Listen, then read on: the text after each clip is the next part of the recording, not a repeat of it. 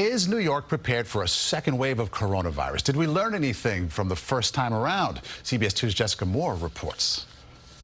When the COVID-19 pandemic slammed New York in March, the lack of personal protective equipment, or PPE, was glaringly obvious. Healthcare workers flooded the streets, protesting the lack of supplies and begging Governor Cuomo and Mayor de Blasio for help. We met Vivi Guittard, an intensive care nurse, desperate for proper protection. We really need better supplies. We need more of them. Because people are dying, and it's not right. With surging cases of coronavirus across the country and warnings of a second wave here in New York City, we wanted to know how well the city and state are prepared. The State Department of Health initially told us, quote, the state has appropriate quantities of PPE and other supplies in our emergency stockpile.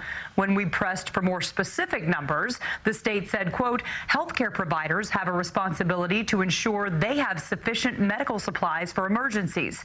The state will continue to work with providers to supplement their own stockpiles as the need arises.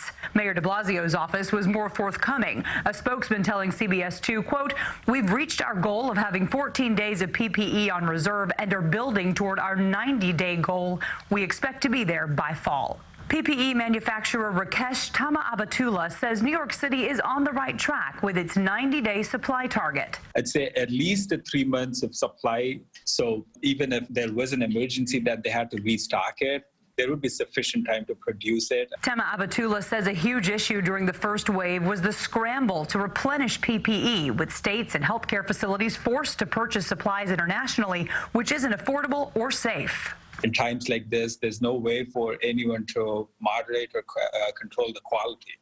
Experts say in March, most states, including New York, relied too heavily on the federal government for PPE and say making the same mistake again could be catastrophic.